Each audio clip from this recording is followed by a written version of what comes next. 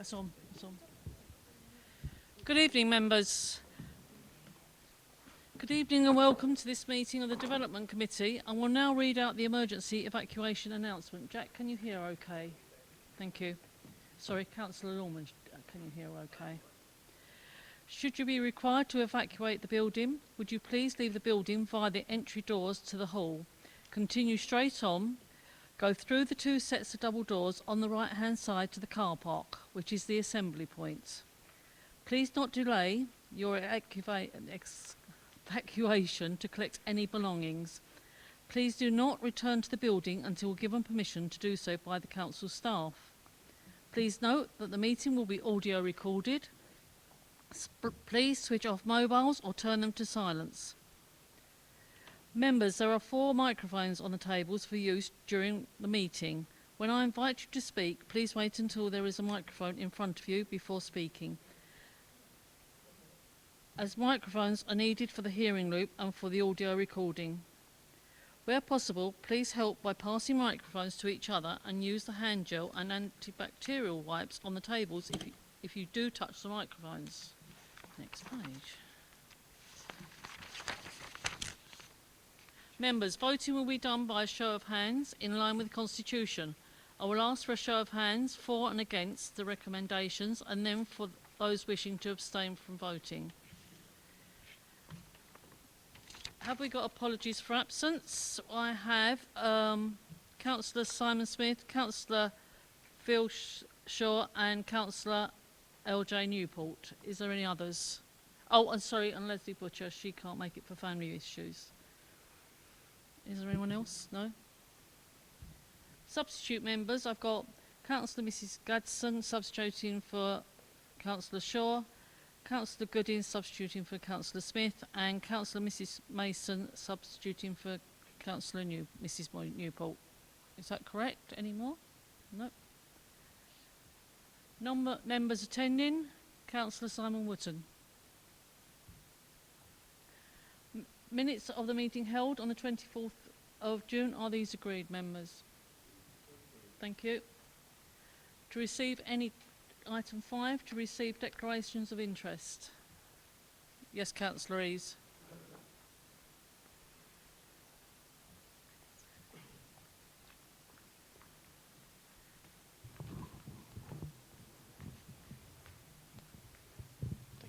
Non-pecuniary interest, as I do know a number of people who attend the Rayleigh Baptist Church under item 7. Thank you very much. Thank you. Councillor Stanley.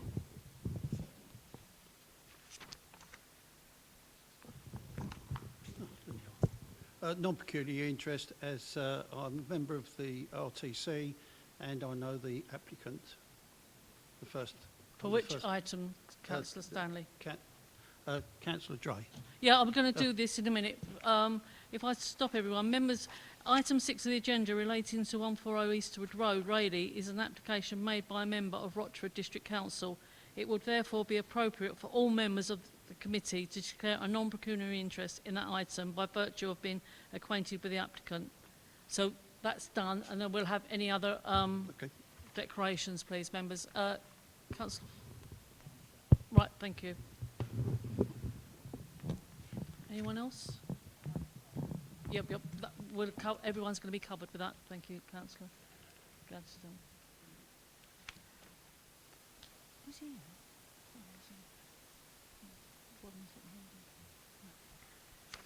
Item 6, members. It's 140 Eastwood Road, Rayleigh, proposed first floor extension, and I believe Mike Shanks, you're the officer. That's right, Chairman, yeah. Thank you. Yeah. Thank you, Chairman. This application, as members saw earlier, wouldn't usually come before this committee. It's what we call as a householder extension, normally delegated to officers, but in the interest of transparency, this application is made by a member of the council and is therefore brought before you tonight. You'll see it's the domestic residence on the south side of Eastwood Road, shown with the site outlined as you see here. It's to one of 15 pairs of similar properties, and it's not far, just west of the junction with White House Chase to here. if we could jump to the existing elevations, thank you. The design features a sort of chalet-style front with a big prominent gable, and what we're going to be looking at is a proposed fairly modest first floor front dormer type extension in here on the front roof slope. If we could switch to the photos, please. Our application site is this grey building here, and whilst we're on these images, I'd ask members to look at the precedents that are to this group. There's one to the attached neighbour, not quite the same design but the same idea, and another one to the one opposite. And if we go through the photographs, please, we should see, here it is in better detail. This is our application site. This is a better shot of the one that would face it, that already exists here. And again, please, the next one. That's our application site, like the plan we just saw. We're talking about this area of roof slope in this part. And again, please. This is the other attached neighbour in better detail. And the next one, please. These are further along in the street, and you'll see that there's a different approach here, a slightly slimmer dormer, and there's another one opposite, which I think is in the next photo down, if I'm right. There you go. That's that one there, the one we was just focused on here.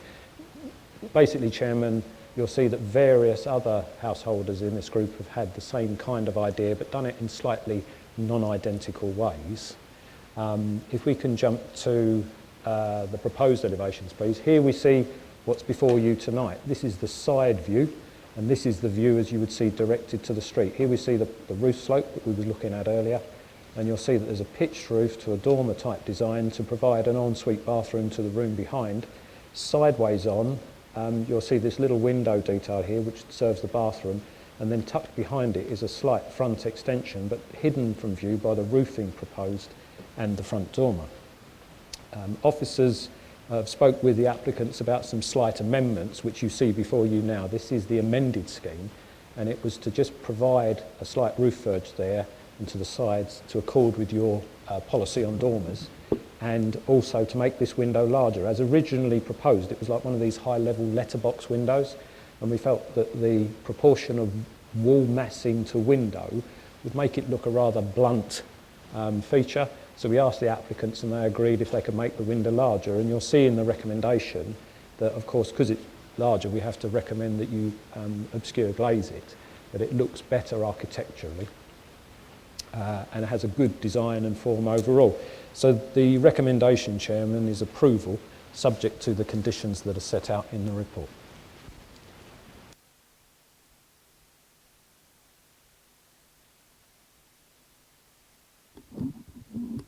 Thank you. Is it on? Members, has anyone got any comments on this, please? Councillor Stanley? No, can we wait for the mic, please? Because it's being recorded. We won't be able to hear you.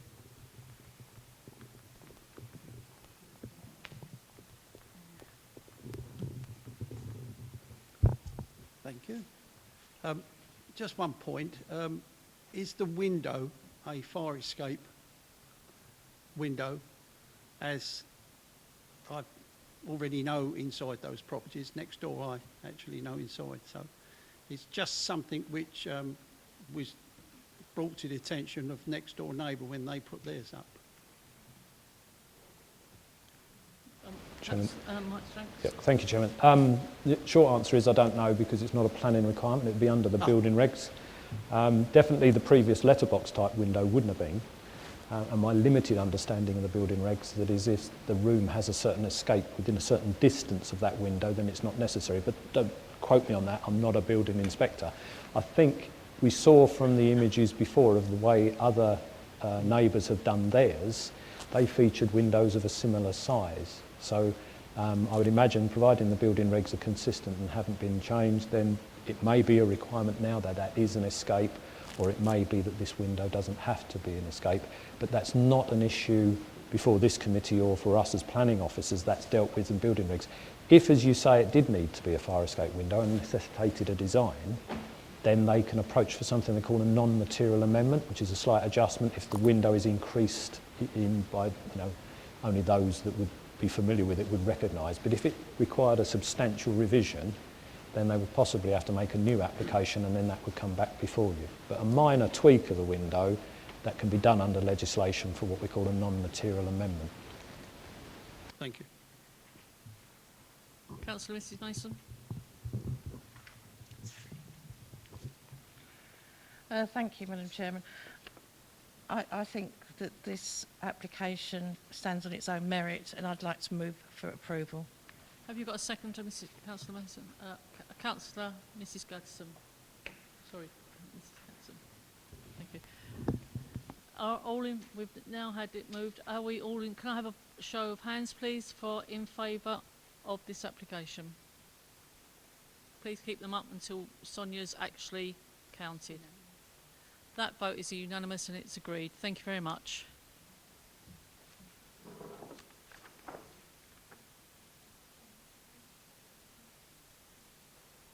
Okay. We're just going to have a couple of minutes because we've got to swap over the mics for another officer.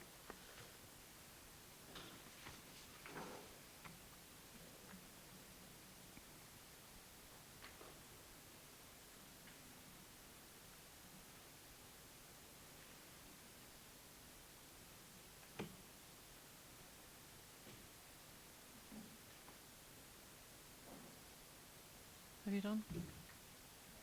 Yeah?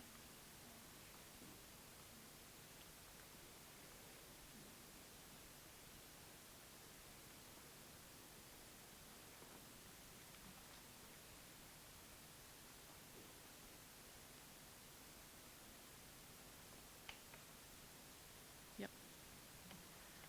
Thank you, members.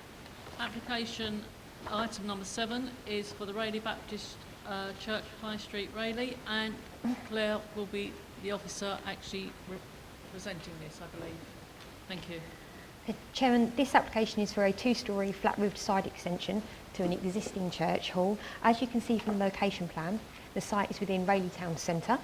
There are commercial premises to the north and also to the west here, and we have residential also located to the south and to the eastern area. Let's move on to plan 2. This is a bit more of a closer up of the site. So the site is at a Rayleigh Baptist Church, which consists of a main church building to the south, so here, and then a church hall located in this position here, which was the former school building to the north. The church is Grade 2 listed, and the church hall is considered to be curtilage listed. I'll just move on to plan 3.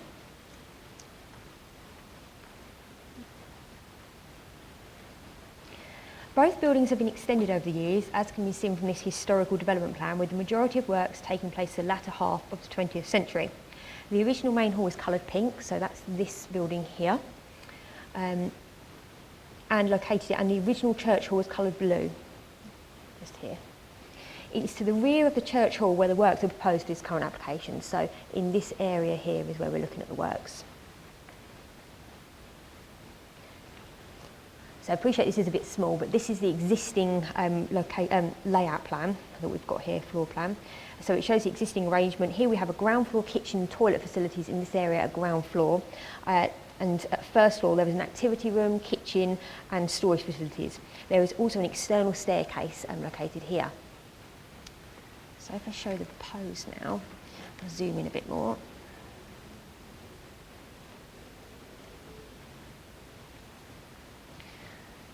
So the proposal is to remove the external staircase and create a 2-storey flat-roofed extension. At ground floor level, this would provide a foyer with access to a lift, along with other internal reconfiguration work. First floor, just going along to the first floor, so that's here. There would be a mezzanine installed within the original part of the former school building. So that's the mezzanine here. As you can see, it's sort of inserted into the original part of the school building. The 2-storey element will connect into an existing ground floor building to the eastern boundary, so here. The works would enable more rooms for differing uses to enable the church to expand on the services it offers to residents. Let me show you, so this, as you can see, is the site at the moment. So we have this is the existing 2-storey extension. You can see the external staircase coming down here. And if I just show you a photo visual of how the extension would appear, so that's this image here. So that's that particular angle. So we're looking north within the site itself. And as you can see, this is the 2-storey extension here. You can see the name of the base. Sorry, I'll just hold off for a minute because I think I'm... Is that better? As you can see, so we've got the two-storey extension here with the name of the base here, and this is the foyer, and the lift shaft is located in this area here. So the key material planning considerations are impact on built heritage, impact on character, impact on residential amenity, highway safety and ecology. So this following photo just shows what the site appears like from the street scene at present. So you can see the old church hall here, and this is an extended part of the main church building, which continues on to this area here. And to the rear you can see the existing two-storey extension just about located there. And then again, this is another photo visual, but looking from the street scene perspective. So as you can see, this is where the extension will be located, attached to the existing two-storey extension, which is here to the latter part of the church hall. The County Historic Buildings Advisor does not support the application. Concern has been raised regarding the height of the extension above the existing building, and that the extension would fail to preserve the architectural interest of the curtilage listed building. Revised plans were provided during the course of the application, reducing the height of the lift element of the proposal to bring it in line with the height of the rest of the extension. However, this change was not considered to address the concerns raised by the Historic Buildings Advisor, and they retained their objection.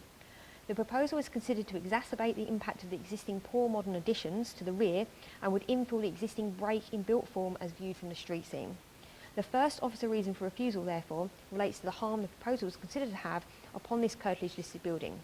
It should be noted that within the addendum, the proposal has been confirmed as acceptable by the Baptists together. This is a separate process to a planning application which has different considerations to assess with regards to impact and should not be given significant weight when considering this application. Impact on character is another matter to consider. So given the positioning...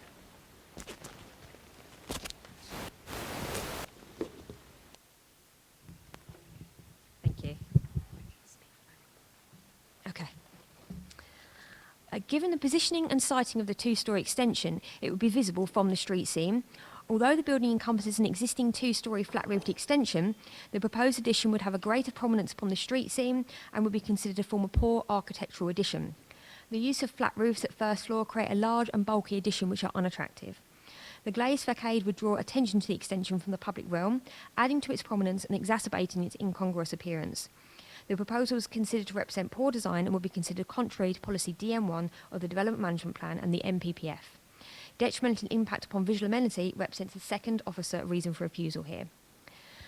Looking at impact on residential amenity, the proposed development would be positioned away from neighbouring properties and would not be considered to have an overlooking, overbearing or overshadowing impact. Any sound levels that would be generated would be considered suitable for a town centre location and would not be considered any greater than that which currently occurs on site at present. Looking at highway safety, no changes are proposed to the existing vehicular access or parking. County highways do not object to the proposal and there is not considered to be a detrimental impact upon highway safety. And finally, looking at ecology, as the works are considered to a gable-ended pre-1914 building to form the mezzanine floor, there is a potential for bats to be present. If permission were to be granted, a condition requiring a bat survey to be undertaken prior to any works commencing should be attached to an approval. Chairman, this application is recommended for refusal for the reasons referred to above and outlined in the officer report. Thank you very much. We now have Mr. Kevin Brown from the Rayleigh Baptist will speak. Mr. Brown, you have 5 minutes and we will give you 1 minute notice. Thank you.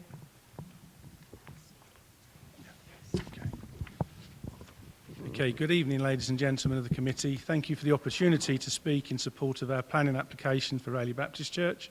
I'd like to just highlight some points regarding our plans. In advance of the planning report being released, we were made aware of the objection being raised by Mr Munston from Essex County Council team, and our architect contacted both Mr Munston and Katie Fowler to discuss a potential way forward to ensure the officers could support our application. Several emails were sent back and forth to resolve the issues.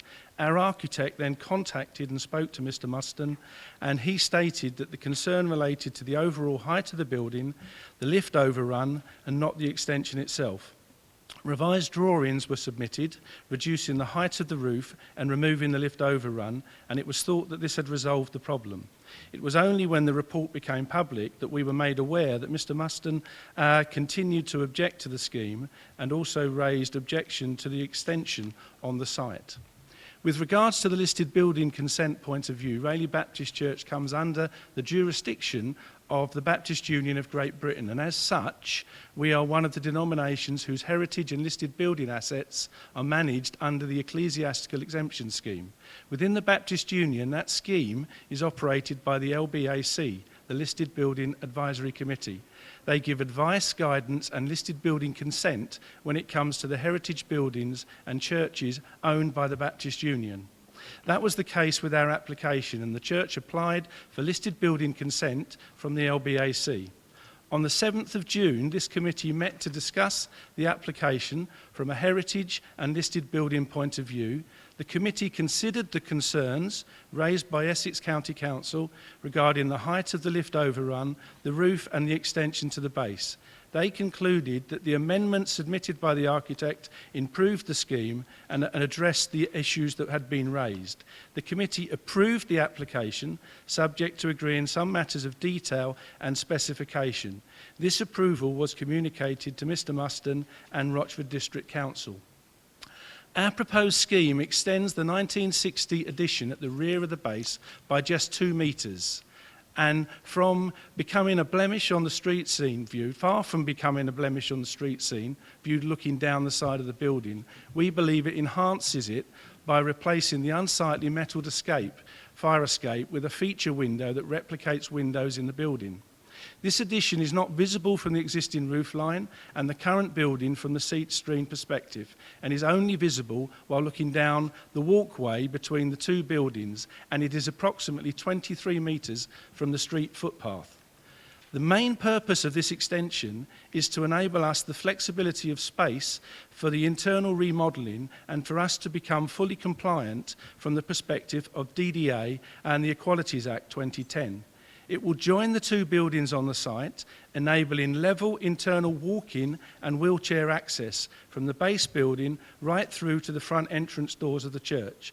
And this allows full access to the first floor activity meeting room via the lift and gives us the space we require to have a fully compliant disability toilet and wet room. In the past, the base has been used for family events, parent and toddler groups, line dancing, keep fit, children and youth groups, community cafe, carers cafe, to name but a few things. Various other charitable groups and organisations have also hired the premises. If our proposal is approved, it will improve the function of the church in serving the people of Rayleigh by providing a more flexible space which is accessible to all. Enable us to provide support and activities which promote mental health and well-being, and expanding our work in partnership with community groups and organisations. Although we will be providing more activities, it will not lead to any increase in vehicles on the site, as parking for the church is via the public car parks. We believe that this redeveloped base will have a positive effect with its enhanced facilities, and so be an additional asset for the people and the community of Rayleigh. I'd like to thank the committee for my time this evening. Thank you, Mr Brown. The one visiting member, which I can't see, Mr Wotton, have you got anything to say? Would you like to speak on this? Thank you. Councillor Ormond, being a ward member, have you anything to say on this? Yes, of course you can. But all members, please note you have 5 minutes. Thank you, Chairman. Having been on the site visit, I'm familiar with the church, of course. And having been to the site visit and reading both the addendum and the minutes and listening to the presentation, both presentations, it's very interesting. I personally feel that, in line with what Mr Brown has said, that this will be an asset to Rayleigh. Now, we talk about the looking of this premises, and even just looking at that picture, if they think that that's worse than looking at rusty ladders going up the side of a building, it amazes me. But I have one question, if I may. they talk about the listed building. Now, the old school part of the church, the red brick part, and then it changes into the extension at the back. Is it all listed or just that front part? I'll ask the officers to come back to you if you'd like to carry on. Right, and yeah, then at well, the end, because- I'll ask the officers to answer your questions. Okay. Mr. Wilmot. Now, the extension on the side, I'm aware that the lift shaft was dropped lower to be level, and it doesn't face forward like normal dormers.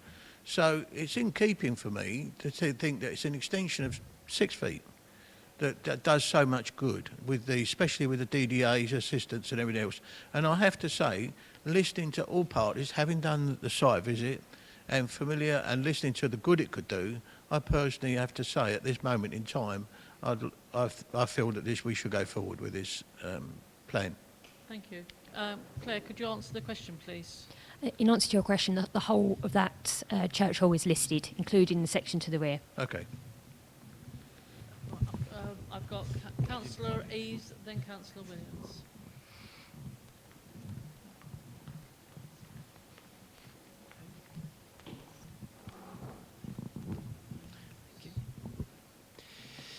Thank you, Chair. For clarity, as I am not the ward member and I called this in, I'd like to just explain how that happened. When the church contacted me to ask about the process, I then contacted Councillor Mike Wilkinson, who was going to be taking it forward. He got too busy to actually take it on. And on the Tuesday night, I contacted him and he hadn't looked at it, so that left me no alternative than to call it in myself. I have explained that to the ward councillors, so as I was trying to be clear to everyone on the process. There are a number of things that when I wasn't familiar with this application before it came to the council, so I came to this with fresh eyes. There are a number of things that made me rather questioning what was actually put in the report. As Councillor Lawman has already said, I think the conclusion that the street scene is not improved is questionable, at least. I actually agree with Councillor Lawman. I do think that it actually will improve it. The DDA facilities that will come in as a result of this are an improvement. There are lots of community facilities that are going to be improved, and Rayleigh Baptist Church is known to be a very community-orientated church, so it will very definitely be an asset to the area. In 2015, members may not be aware, but there was a full front application made for the whole of the front look of the church to be remodelled, and that was passed.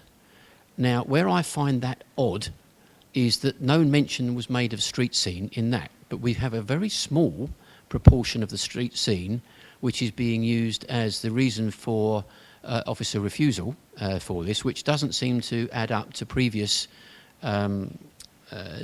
conclusions.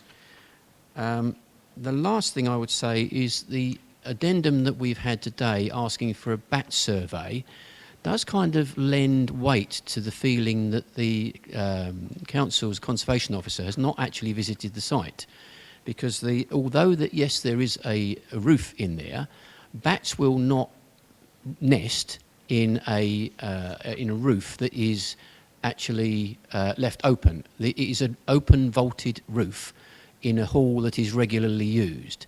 So it does kind of make me wonder whether the heritage officer has actually visited this site even. So in conclusion, I am minded to recommend that the community move forward with this plan and accept it. Thank you, Chair. Thank you very much. Can I just come back on the ecology point? Is that all right? Yes, of course. Just about the bats. Just to clarify, that's not something that's been addressed by the conservation officer. That was something internally. If a building is of a certain style and ticks necessary boxes from the ecology point of view to need a bat survey, that's something that we request. It's not something that's the conservation officer becomes involved with at all. Just wanted to sort of clear up that that's come from sort of us internally. Does that answer your question, Councillor East? Thank you. Councillor Williams.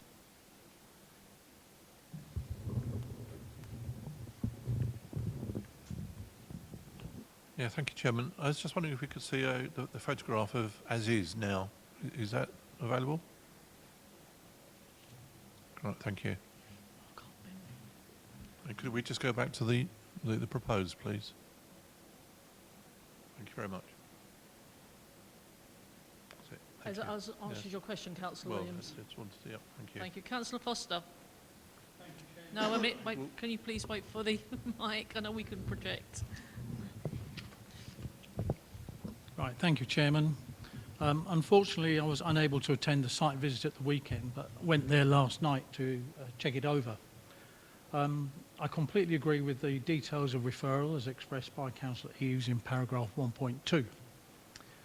In the various paragraphs, including paragraphs 11, 15, 16 and 21, the report talks of visibility from the street scene and suggests that the development detracts from the public realm and is detrimental to visual amenity of the street scene. I would contend that all of these comments are significantly exaggerated. In fact, that picture is a good example because on the as it is picture, there's a bigger bush blocking that view. The reality is this extension is so far back that that would not be visible from the street scene by anybody driving or walking until they were level with that entrance. And they'd have to be level with it and looking at right angles, particularly to look at it. Just to note the picture of the way it will be, I think that facial design looks very good. I note also that there's been no comment from Rayleigh Town Council, and the content of the comments in the response from the single neighbour that responded are in effect contradicted by impact on residential amenity report in the paragraph 19 and the highway safety comment in paragraph 20. I would vote against refusal and would support Councillor Eves' proposal to accept. Thank you, Chairman. Thank you very much. Councillor FD. Did you want... Wait, I thought, sorry, Councillor FD, did you actually indicate? If not, it'll be Councillor Stanley. Thank you. Me? Thank you, Chairman. First of all, could I ask the officer, is the height of the planning application roof the same as what it was before? Yes. It is. Because it didn't. Didn't see it on the plan there. It looked like it was higher because it was at the top of the ridge. That's the reason. No, if it is, it's only maybe a tiny Oh, it's only a proportion. tiny. Yes, bit. Okay, not. right. That's fair enough. Yes. The windows are going to be the same, from what I understand from the speaker, the same as what they've got on the front in design wise.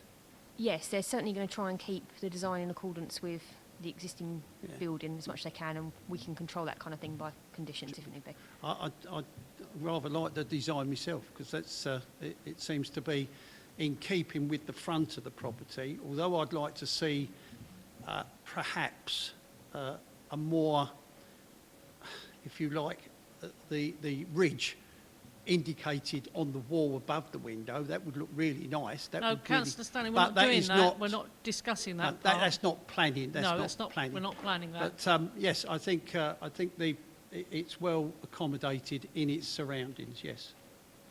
So you've had your question answered, Yes, I have, Councillor yes. Is there anyone else would like to debate this? Councillor, sorry. Yes, sorry, I didn't see you. Councillor, Mrs Mason, and then Councillor... What's the fuck on the name? Sorry, Councillor Gadsden, and Councillor Goodin, right, okay. Yeah. Thank you, Chair. Firstly, I'm glad that I think it was Councillor Williams, asked for the before and after photos to be shown, because I think they demonstrate a vast difference. And I think I'd like those shown again so that we can clearly see, take away the tree, but what we have there is an ugly, white, flat-roofed building, and that is quite visible. There, it would appear to be a continuation of the historic building, albeit that it's not. However, having read the report, and I've come fresh to this, I haven't been round to look at the site, so I've only really seen and heard what's gone on tonight. The main objective seems to be the dominance and prominence of the proposal. However, Essex County Council in their report says, in their opinion.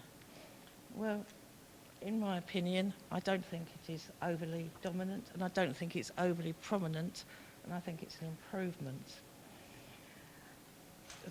Excuse me, Councillor Mason, could you speak into the mic, because we've got someone who's on a hearing loop who can't actually hear you. Okay. Thank you. I'm usually quite loud. Okay. Can you hear me now? Yes, we can. Thank you. Can you hear now? Thank you. Yeah. Okay.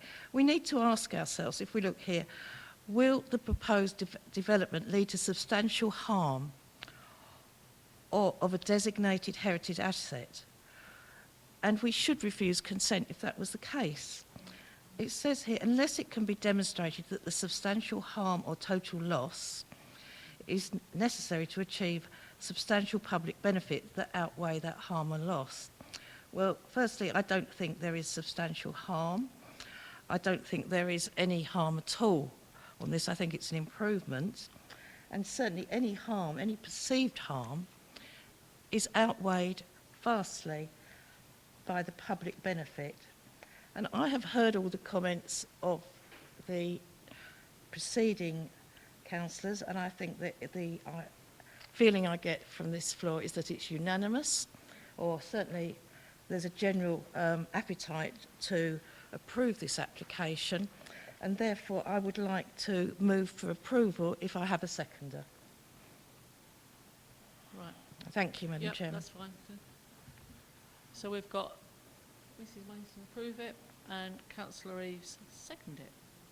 Now, does anyone else want to debate after this motion for acceptance?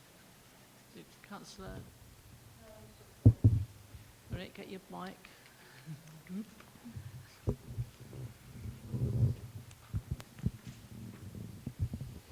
No, I think Councillor Mason has summarised practically everything that I would have said. So I think it's a good improvement for the community, and street scene is improved. I can't see there's any overwhelming harm to the listed building. So I'm a little bit at loss as to why it's been refused. So I would support that application. Yeah, once everyone's debated, we will take a vote. Councillor Gooding?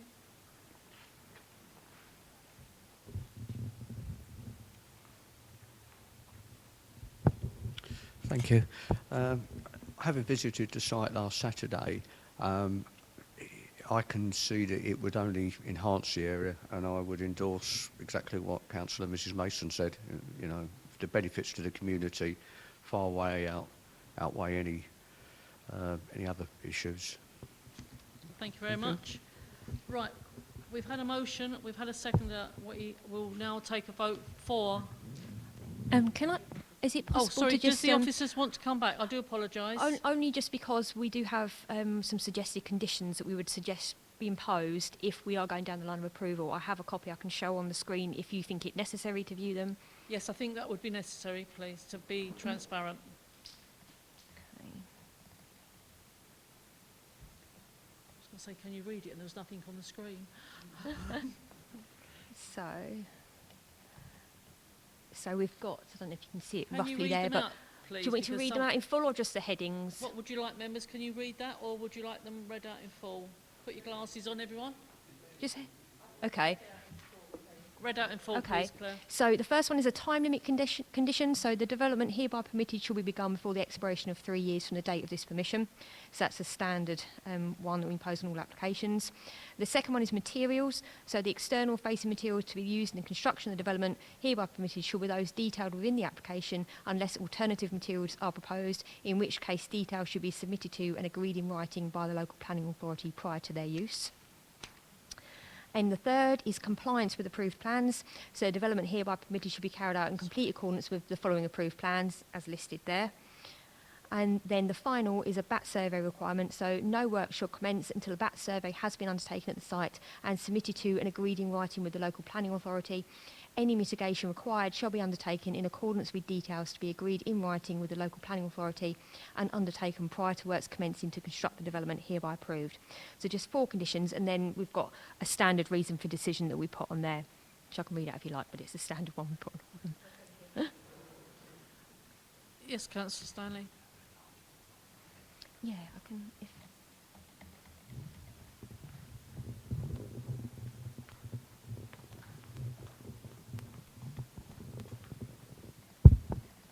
Thank you, Chairman. With the bat survey, do we know that there are bats in the locality, or is that just one condition that we always put in our planning? Please don't look at me when you ask that question. Please do the officers, because I don't Sorry, know the answer. No, I say I do not know the answers. Sorry, I don't know the answer. Sorry, I'm It's No, not. no. going through the chair. Yes, fine. It's not a standard condition that we would impose. It's normally something that we ask for ahead of or during the course of an application. And it's not the case that any bats have necessarily been present on the site. It's to ensure that a survey is undertaken to make sure that protected species isn't present, and if it is, then any mitigation is undertaken prior to any work starting on the site. Does that answer your question? Did I answer your At all. question? Not really. Why Oh, not? sorry. So, No. I so mean, if you've got evidence that there are bats, No, then there's- have that. Then have that compliant. But if you have no evidence that there are bats and never have been any bats, then the people that hold the premises, they would know if there was any bats. So we'd ask the question: have you had any bats? They say no. There you go. yes, sorry, in clarity, there's no evidence being presented as part of this application that suggests that bats are present, but Natural England Standing Advice, which is what we have to look at when we consider applications, tells us when certain scenarios are likely to generate bats being present. And in those scenarios, we either request a bat survey during the course of an application, or in certain circumstances, like here, we request it by condition. So it's not the case that bats have been evident on site that we've seen or anything like that, but it's Natural England Standing Advice that we are required to look at as planning authority when we're assessing applications. So we don't know what those requirements are.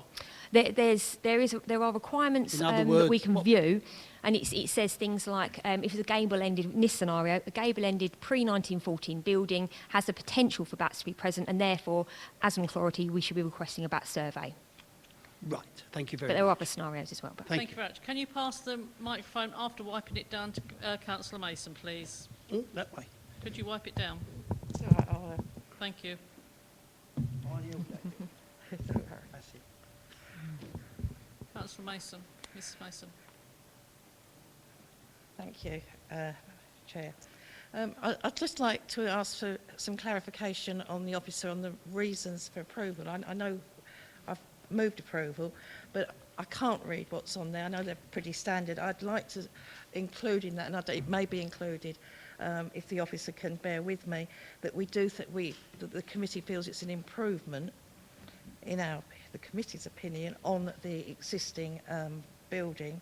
And I would also like, in the reasons for approval, the fact that that any perceived harm is more than outweighed by the public benefit. So if the officer would mind, I don't know if it's included or not, but and if my seconder is happy for that to be included, Madam Chairman, I'd like that to be included. Yes, of course. Thank you. And I'm getting nods from our officers, so that's fine.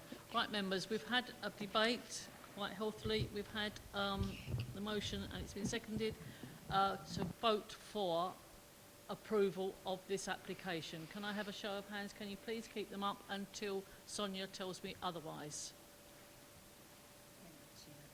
Thank you, members. Lower your hands. That is unanimous. The application has been approved. Thank you.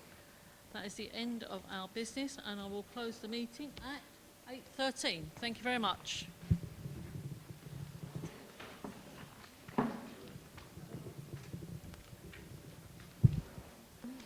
I told you it would be